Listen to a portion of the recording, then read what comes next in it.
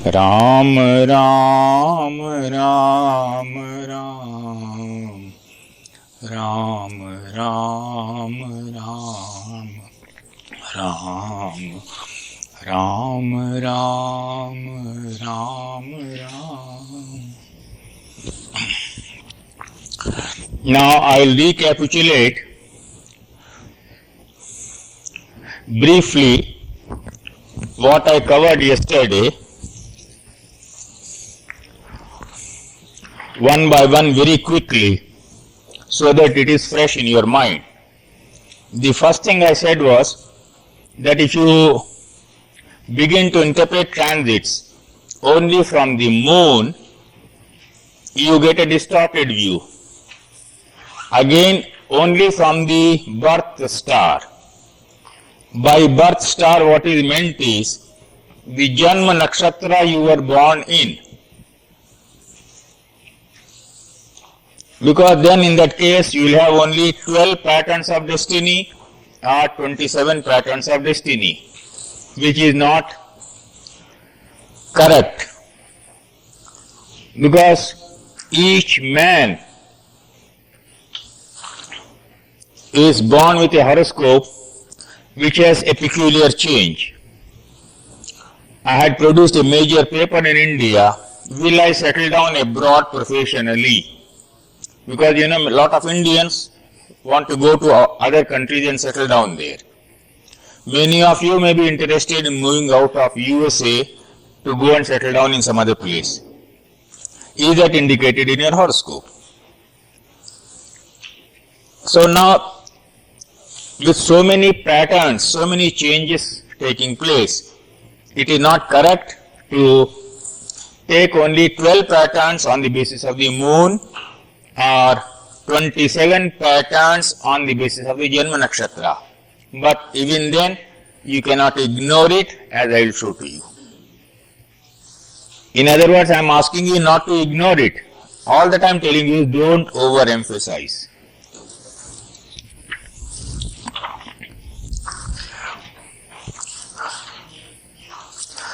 Then I gave you the horoscopes of today. Is it indistinct or what?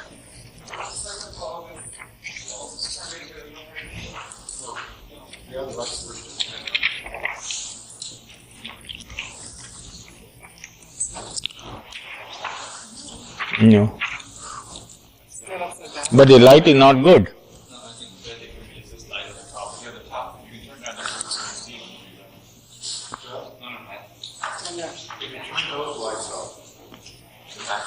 You mean if this light is switched off? Are you an engineer?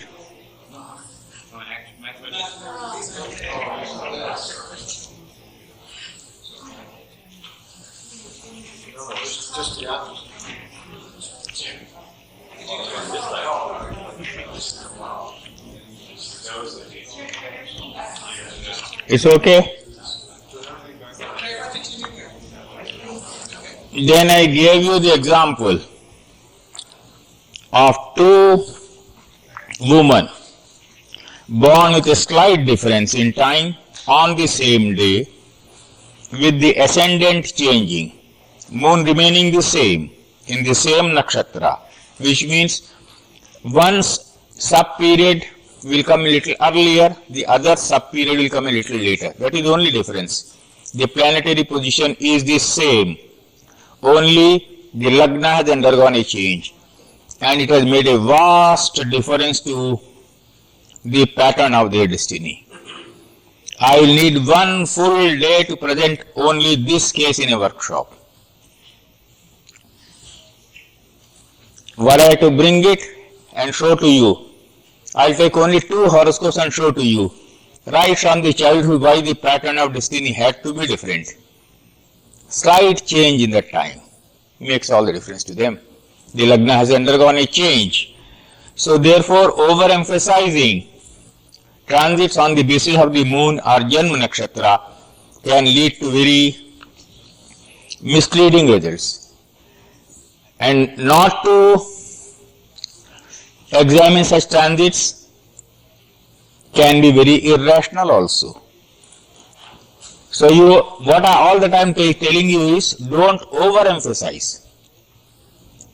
In Vedic astrology, transits have least significance. They are only acting as a catalyst of an event which is already visible in the horoscope and in the dasha. Independent of your horoscope, independent of the dasha running, no transit is capable of giving you what is not inherent in it.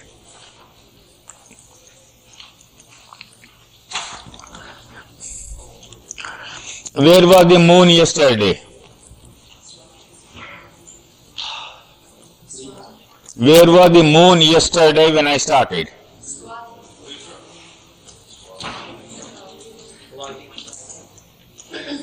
Where was the moon day before?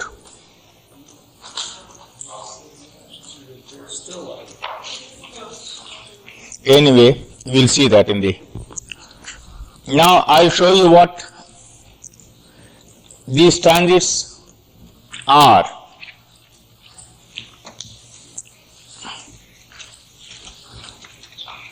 Anything wrong? Pardon?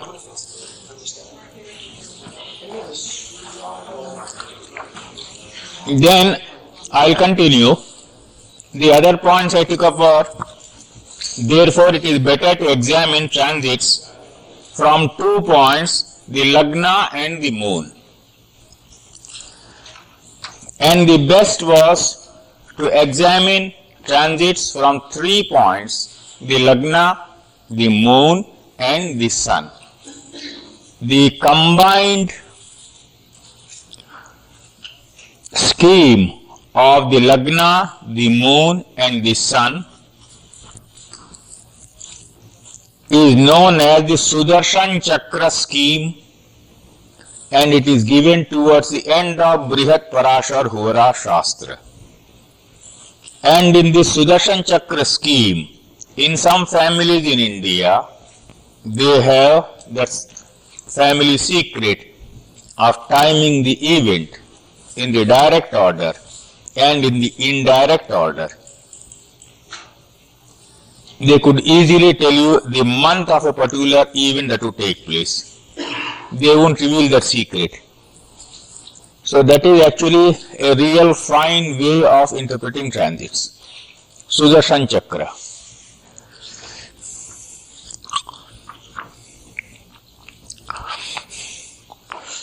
I am very happy to see you are struggling with this, because we also do that in India.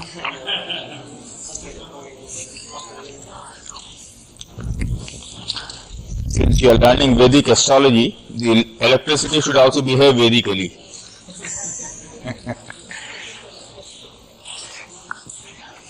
Then there are Bhrigu secrets of transits.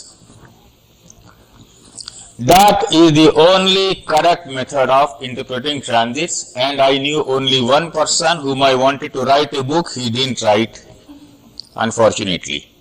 There are some pandits in India who can look at your horoscope in 2 minutes, tell you things quickly.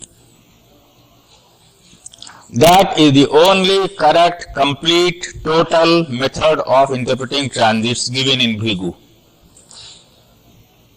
Any other method of transit anywhere else in the world is only the fragment of the fragment of the fragment of a fragment.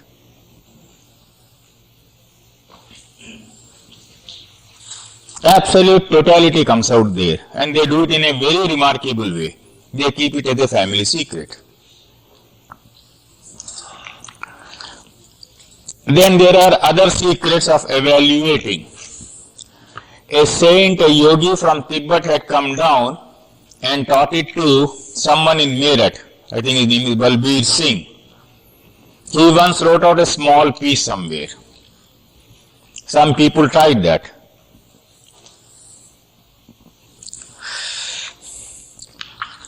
For our purposes, the best method of evaluating transits is to make use of the Ashtakavarga.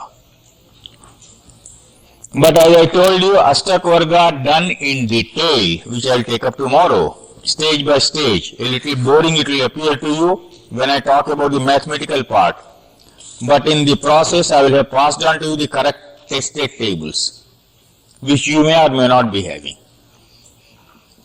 That will help anyone who is having a computer program. If you already have it, it's okay. So Ashtakavarga, and Ashtakavarga, as I told you, you have to go stage by stage, preparing Prastharak Ashtakavarga, Bhinnashtakavarga, Sarvashtakavarga, Trikon Shodhan, Ekadipatya Shodhan, Rashi Gunakar, Graha Gunakar, adding them up, then coming to Shuddha Pinda or Shodhi Pinda, then from there predictions come out. And about 144 varieties of predictions come out of them, out of which at one stage up to 30 I had tested, and in 1978 I gave it up.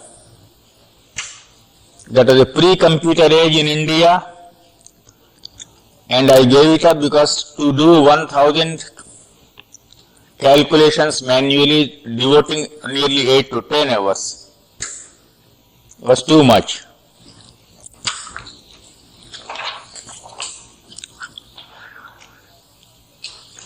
Then there are a lot of subtle uses of Ashtakavarga.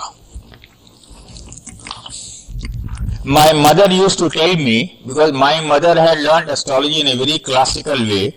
I remember as a child in my grandfather's house, under the coconut tree, because that's a Machilipatnam, it's on the seashore. The cow dung would be taken, and with all that, doing the puja with the cow dung, everything would be cleaned up. Then the Pandit would come, start the puja, and would begin to discuss. Now those people could look into the horoscope and make snapshot predictions very quickly about you. They had that method.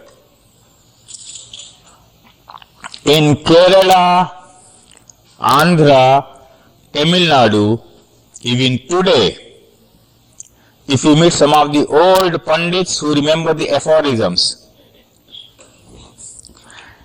you can bring them here to USA. Ask all your computer experts to come. Ask them to sit down with the computer. Give them a horoscope. You feed that horoscope also here.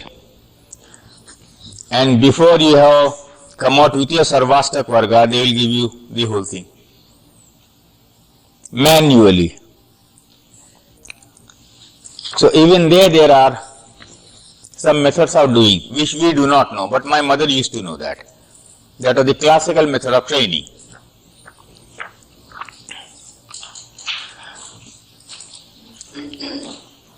Then I said, pardon?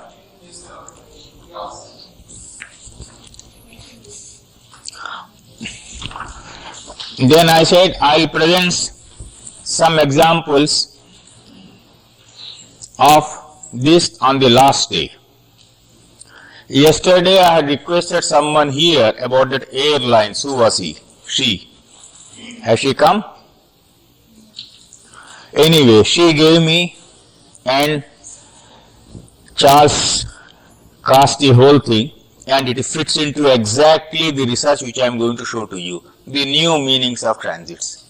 Blind testing. What I mean by blind testing is, I come all the way from India and I say I am going to show to you when a particular air hostess is joining, under what conditions and airlines, and starting her career. I already got that in my paper. And yesterday she gave me one. And exactly this morning when Mr. Charles Rutman gave me that, I found that 100% working. So new meanings of transits have to be taken. Then this morning someone asked me, right before I came here, so I will revise it for your benefit. This is one thing very useful. The Hora, Kal Hora. For day-to-day work, Kal Hora is very useful. You can prepare the whole table on this basis. You understood the principle? Or shall I re-explain? Shall I explain again? Pardon? Sunday starts with sun. At sunrise, who is the lord of the day? The sun. Now skip backward, leaving one. Sun, Saturn, Friday, isn't it? So next will be Venus. Now skip backward again. Skip backward. Backward. That's all. So therefore, a very simple way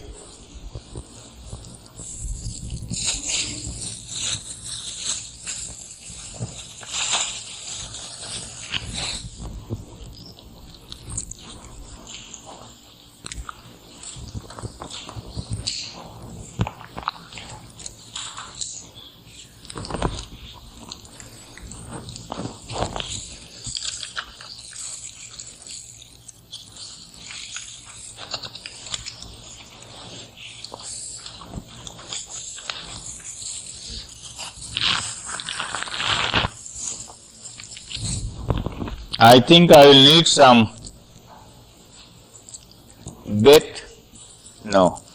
I will need some, I think I forgot some blank transparencies. I am sorry, very sorry for troubling you. Now Saturn, now work with me, skip backward. Next, from Jupiter. Skip backward. Mars. Then Sun. Then Venus. Then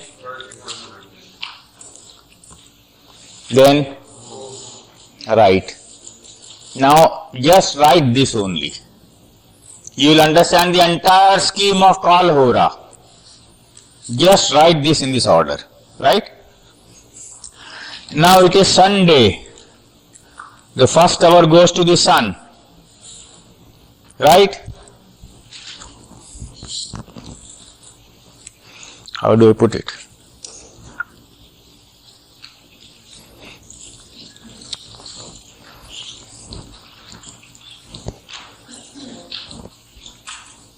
Is it all right?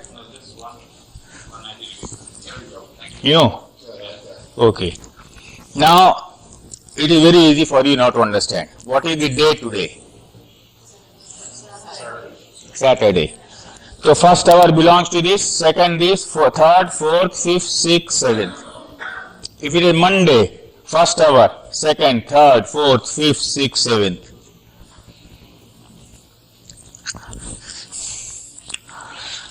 You may not want to know what are its uses. Any question? There's an hour to each planet?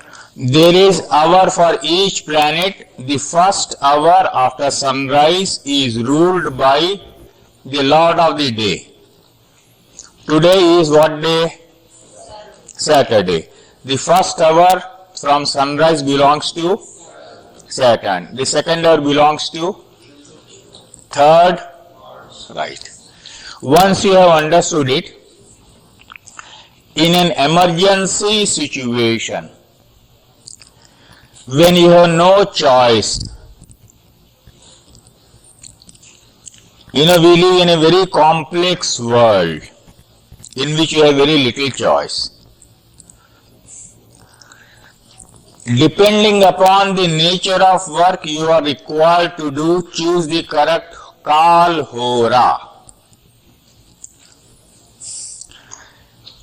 When my mother was sick, if my younger brother went and gave her some medicine, she would say, what is the time? If my sister offered medicine, she said, what is the time? If I went and gave it to her, she took it straight. Why? Because my mother would not take medicine in the Kalhora of Saturn, Mars or Sun. Medicine should be taken preferably in the Kal Hora of Jupiter, which is the best, Venus, Moon, Mercury. So this is a method of Muhurta. Pardon? This is a method of Muhurta. Yes, Muhurta as well.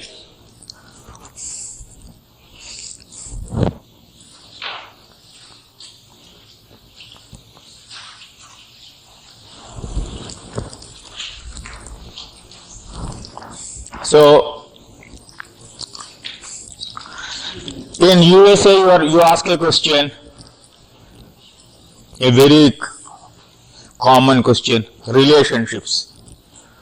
So you are going to meet someone with whom you want to have good relationship. Choose the Kal Hora of Venus. Okay? Kal Hora of Venus. What about the 8th hour and 9th hour? 7 keep on repeating. 1, 2, 3, 4, 5, 6, 7. 1, 2, 3, 4, 5, 6, 7, 8, 9, 7. Like that will keep on repeating. Yesterday, you said something about the Lagna. Pardon? Yesterday, you included the Lagna in the... That is in Sarvastaka Prastharak scheme. It is Kal Hora. Kal Hora is only dividing a day according to, as I told you, my mother wrote in her diary, in the Kal Hora of Jupiter on a Monday, a son will be born to me in Chitra Nakshatra Tula Rashi. Now Kal Hora on Monday of Jupiter will come when? Monday, first hour, moon. Second hour, third, which means 2 hours after sunrise a sun would be born. Right? And I was born 2 hours after sunrise. In Jupiter's Kal Hora a sun would be born to me.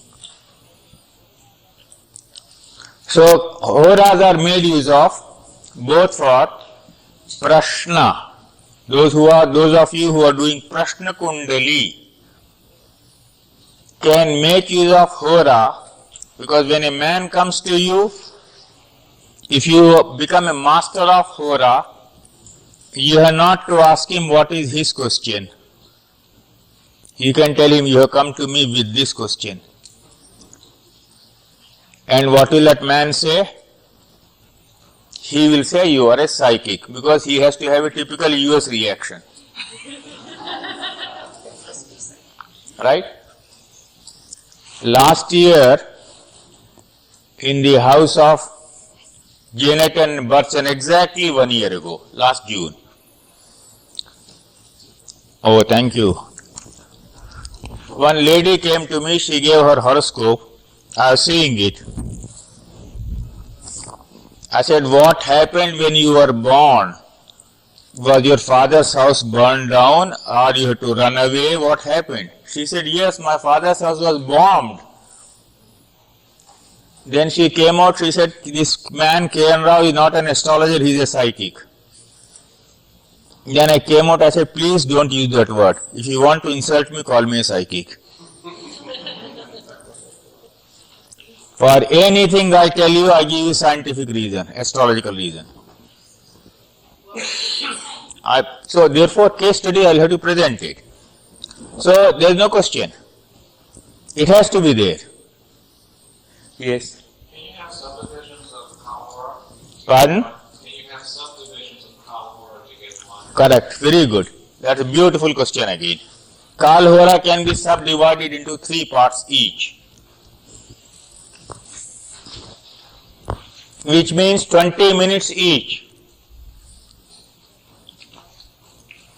And here then you will follow the principle of Gresh Kona.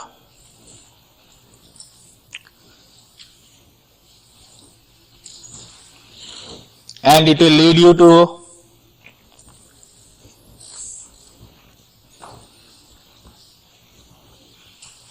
a finer, subtle understanding of the nature of this question a man is going to ask you.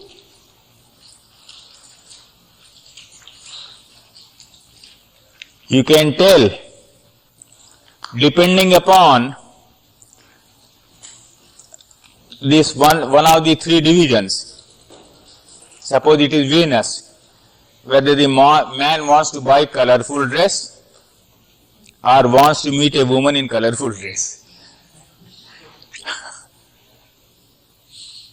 It can be so specific as that.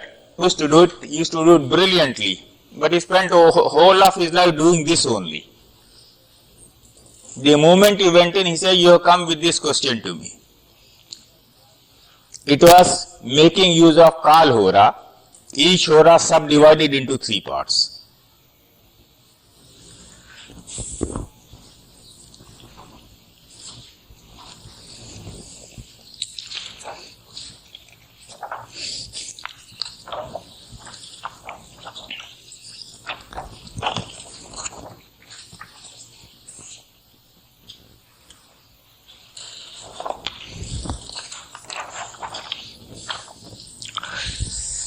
So that is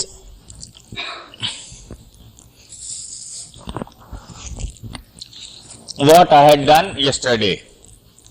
Now I will one by one proceed very slowly with this today,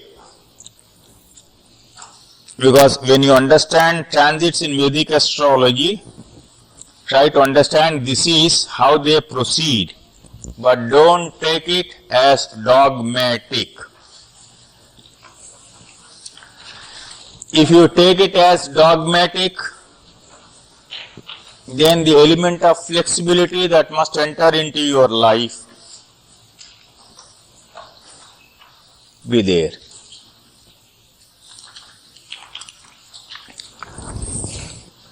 Some Vedic astrologer in USA should have asked me why in 1993, 1994, when I came from the ACVA conference, second time, I came on a day which was worst from all points of Muhurta. I landed in New York on a day which astrologically should have been the day of my death.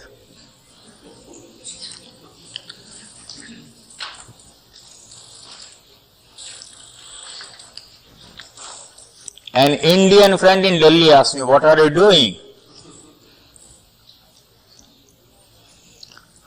I said, "It will not be day of my death, because I am not going to die. What will happen? There will be some inconvenience on the way. That is bound to happen. Planets have to give their effects, but I am not bothered about it.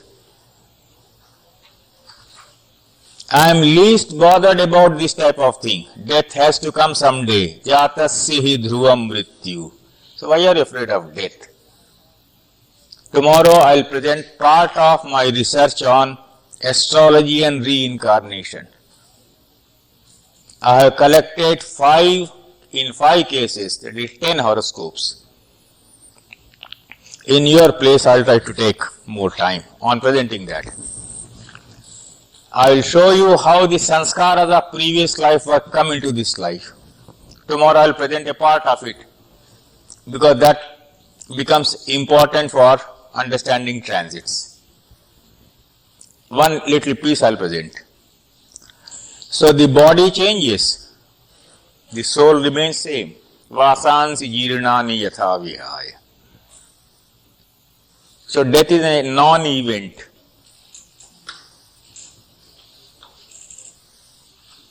In that latest book I have brought, Yogi's Destiny and Wheel of Time, I refer to my Guruji. Last 6 months living only on 2 tulsi leaves and glass of water. They invite their end, because death is a non-event for them. Astrology starts with this. Purva Janma Karma. So that is where Dresh Konaras are made use of. That's a long theory. I am not going into that. So start with this. When from the moon, every time you are taking it from the moon, please remember. From the moon, when the sun is in the first house, has to travel, move or change. What I have done is, I have used very brief sentences and I have given you in a capsule form. I have not taken the shlokas and given a translation. This will help you, I hope, for your purpose. 2. Second house causes expenditure and irritation. Money is wasted, becomes obstinate. People get their work done by him by cheating him. Now this is a very dogmatic statement.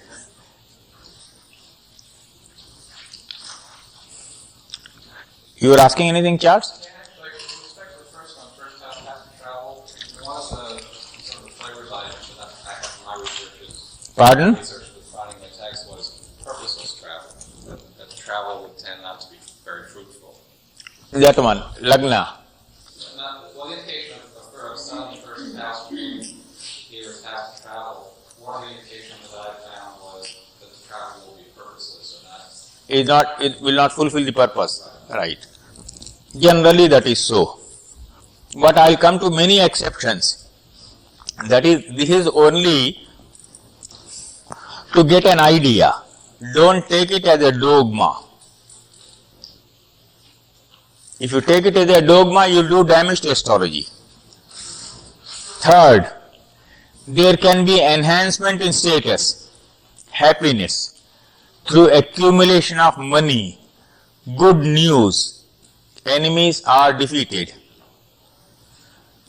You know, Dr. Charak must have been stressing in his medical astrology lectures the importance of malefics in the third house, sixth house, and the 11th house. Right? Can any one of you tell me what is the philosophy behind that? Two negatives make positive. Pardon? Two negatives make positive. Yes. A malefic in the 6 would give you the energy to overcome disease. Pardon? A malefic in the 6 would give you the energy to overcome or defeat disease. Very good. And in the third? Likewise. No. Be very specific. In the 11th? Well, the third scene teaches him courage to act. In the 11th? Overcome opponents.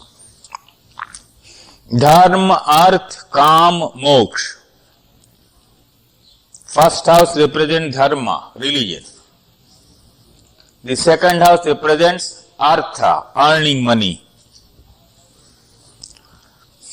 The third house represents Kama, desires. The fourth house represents Moksha. A malefic in the third house, once you know how to control your desires, you know how to live happily. And a malefic does that work well. That is the philosophy behind it.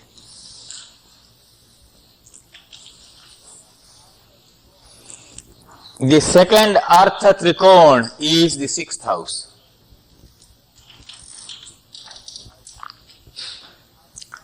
Sixth house is the Dharma, Artha, Kam, Moksha. Dharma, Artha. Fifth house is again Dharma. 1, 5, 9 Dharma. 2, 6, 10 Artha. 3, 7, 11 Kam.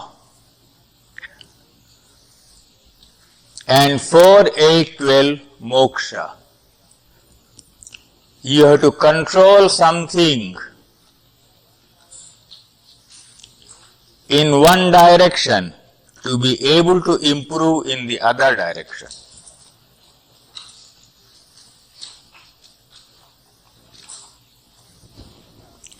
In Sanskrit sutras, they just use a small sentence and leave it to you now to expand.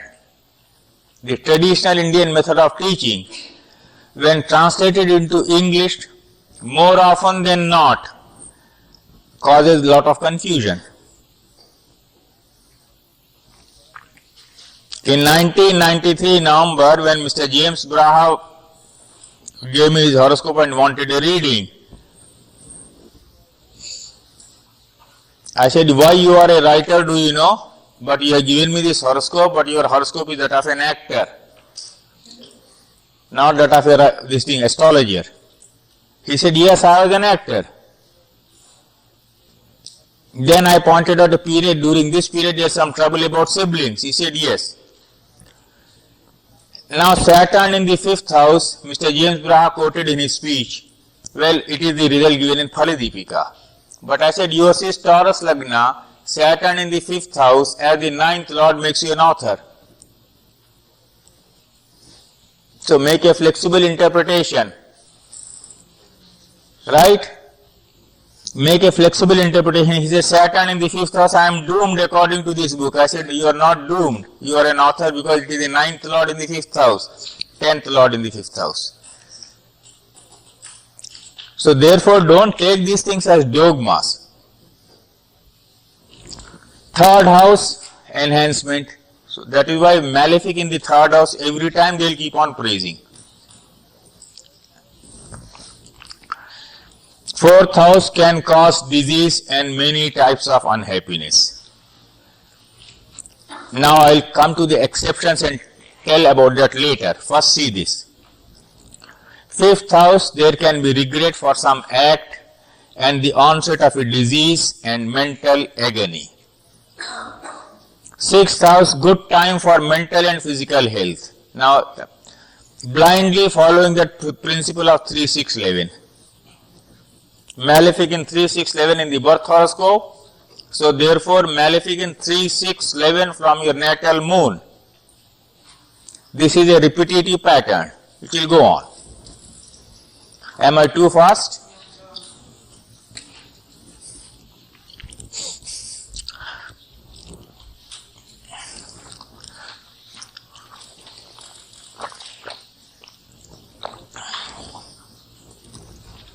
Seventh house. May have to move somewhere. There can be loss of prestige. Can be aches in the body.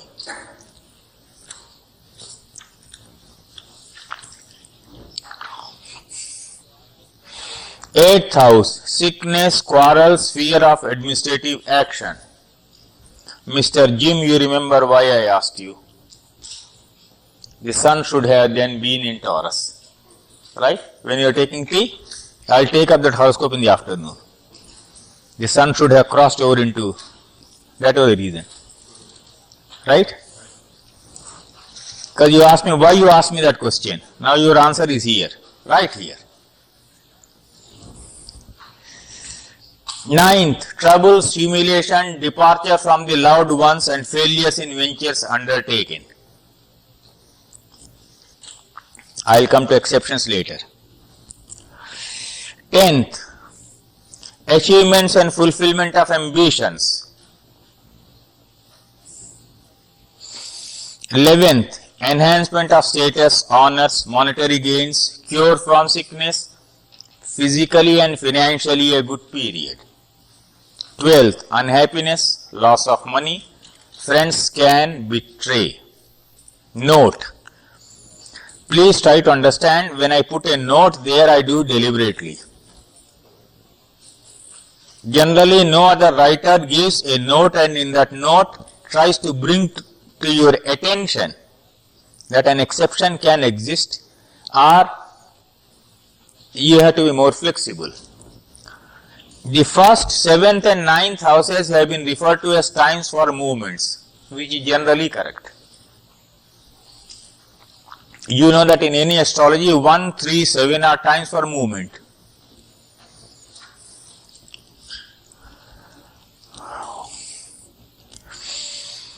Those in transferable or touring jobs can make a good use of the transit of the sun in the 9th house from their birth moon.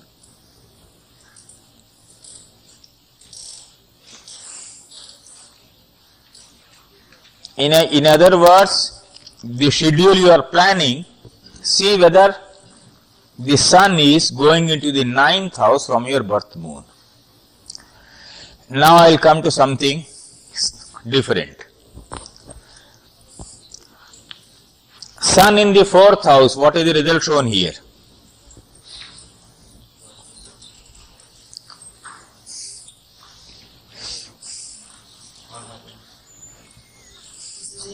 Nothing good mentioned. Nothing good mentioned. But when the sun is in the 4th house, it is aspecting the 10th house.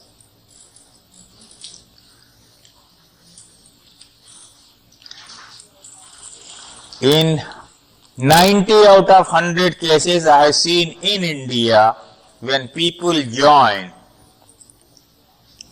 a new job or a big job, sun happens to be in the 4th from the moon. The sun happens to be in the 4th from the moon because it is aspecting the 10th house. Am I clear?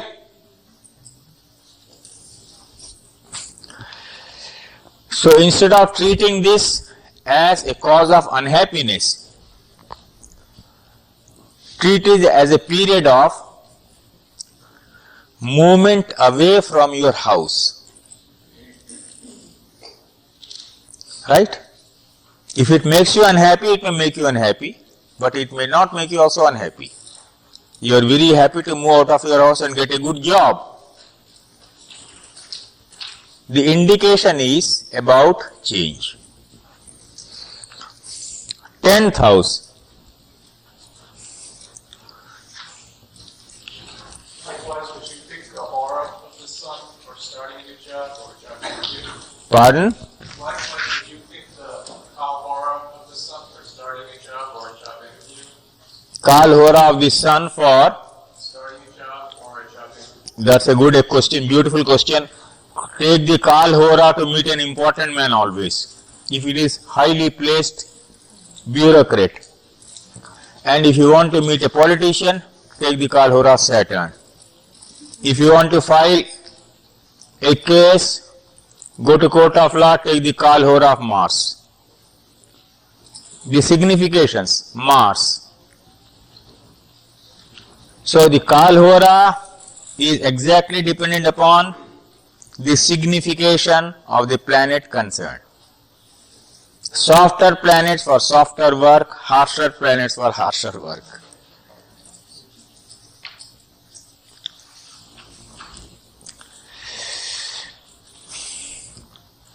Now the 10th house.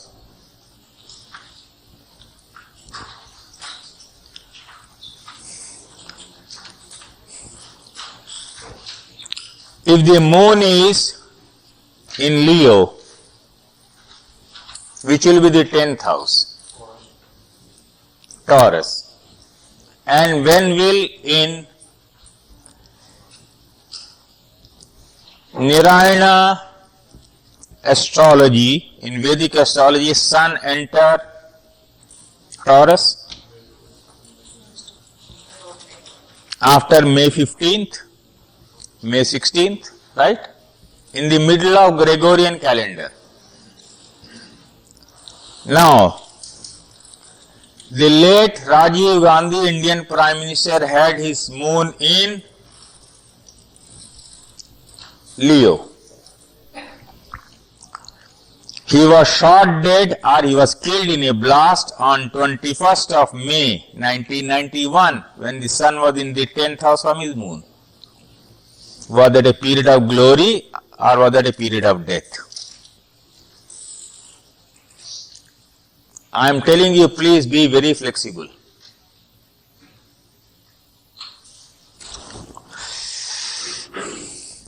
So I'll skip over. Go to the next point.